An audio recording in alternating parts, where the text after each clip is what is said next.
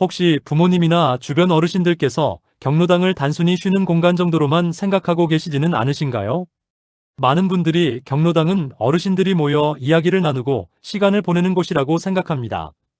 하지만 실제로 경로당은 단순한 휴식 공간을 넘어 다양한 복지 서비스와 지원 사업이 이루어지는 지역사회 복지시설입니다.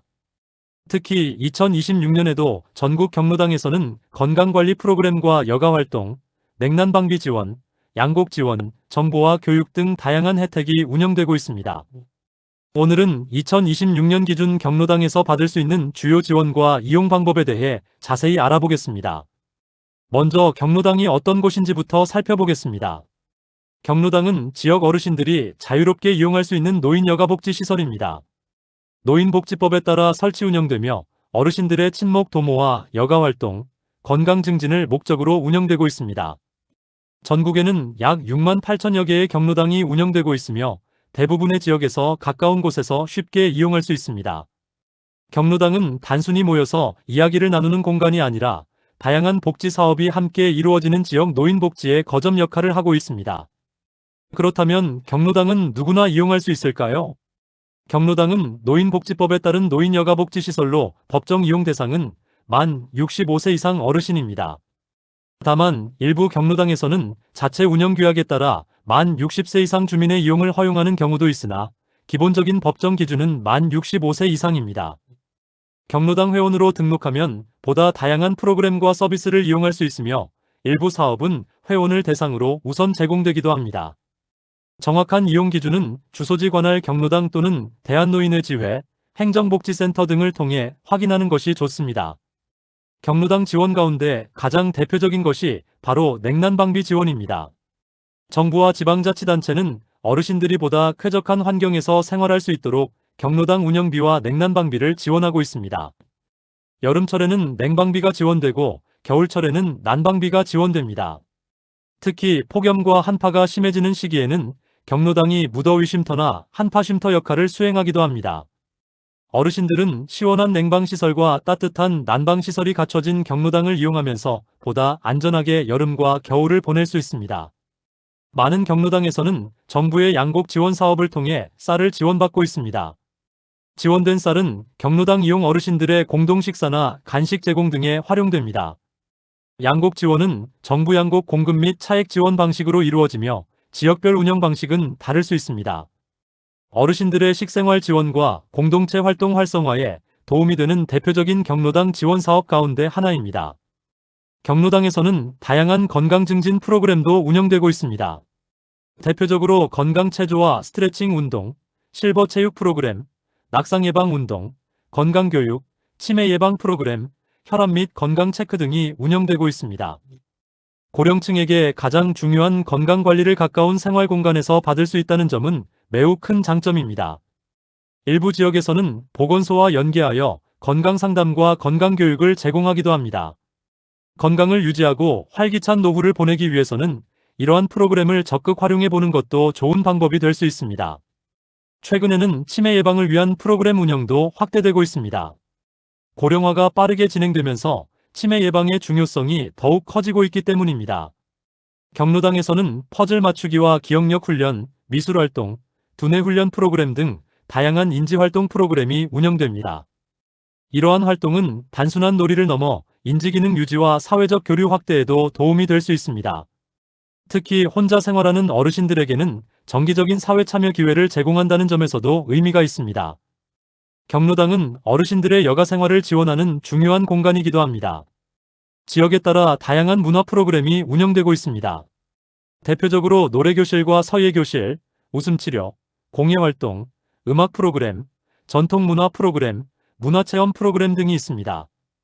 은퇴 이후에도 새로운 취미를 배우고 다른 어르신들과 교류할 수 있다는 점에서 만족도가 높은 편입니다. 프로그램 내용은 지역마다 차이가 있으므로 가까운 경로당에 문의해보는 것이 좋습니다. 디지털 시대가 되면서 어르신들의 정보 격차 해소도 중요한 과제가 되고 있습니다. 이에 따라 많은 경로당에서는 스마트폰 활용 교육과 정보화 교육을 운영하고 있습니다. 대표적인 교육 내용은 스마트폰 기본 사용법과 문자 보내기, 사진 촬영, 모바일 금융 이용 주의 사항, 정부 서비스 이용 방법, 모바일 앱 활용 등이 있습니다. 특히 정부 지원금 신청이나 각종 복지 서비스 확인이 온라인 중심으로 이루어지는 경우가 많아 이러한 교육의 중요성은 더욱 커지고 있습니다.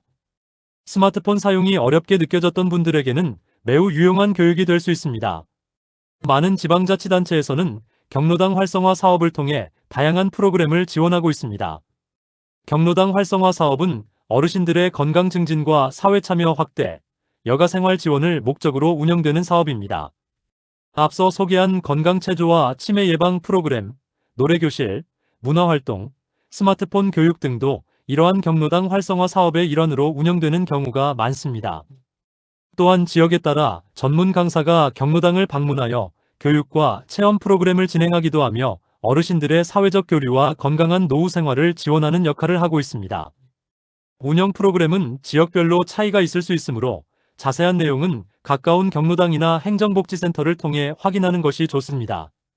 경로당은 단순한 복지시설을 넘어 재난 대응 공간의 역할도 수행합니다. 여름철 폭염이 발생하면 무더위 쉼터로 운영되고 겨울철에는 한파 쉼터로 활용됩니다. 기상 상황이 악화될 경우 취약계층 어르신들이 안전하게 머물 수 있는 공간을 제공하는 것입니다. 특히 독거노인이나 주거 환경이 열악한 어르신들에게 큰 도움이 되고 있습니다. 이처럼 경로당은 단순한 모임 장소를 넘어 지역사회 안전망의 역할도 담당하고 있습니다. 경로당의 가장 큰 장점 가운데 하나는 사회적 관계를 유지할 수 있다는 점입니다.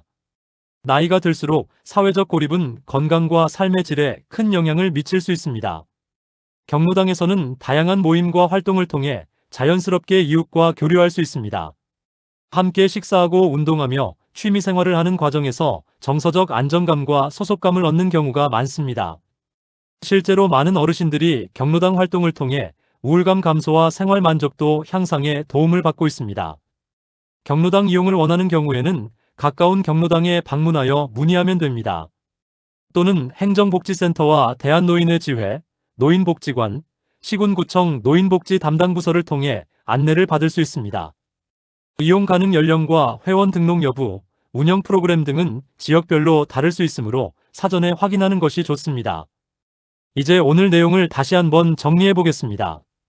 2026년 경로당은 단순한 휴식 공간이 아니라 건강관리와 여가활동, 사회참여, 정보와 교육까지 다양한 서비스를 제공하는 지역사회 복지시설입니다. 냉난방비 지원과 양곡 지원, 건강 프로그램, 치매 예방 프로그램, 문화활동, 스마트폰 교육 등 생각보다 많은 혜택이 운영되고 있습니다. 특히 혼자 생활하는 어르신이나 사회활동 기회가 줄어든 어르신들에게는 건강한 노후 생활을 위한 중요한 공간이 될 수 있습니다. 혹시 부모님이나 주변 어르신 가운데 경로당을 이용하지 않고 계신 분이 있다면 가까운 경로당이나 행정복지센터에 문의해 보시기 바랍니다. 생각보다 가까운 곳에서 다양한 복지 서비스와 새로운 사회활동의 기회를 만날 수 있을지도 모릅니다. 경로당 지원 내용과 운영 프로그램은 지역별로 차이가 있을 수 있으므로 자세한 사항은 주소지 관할 행정복지센터 또는 경로당에 문의하시기 바랍니다. 시청해주셔서 감사합니다.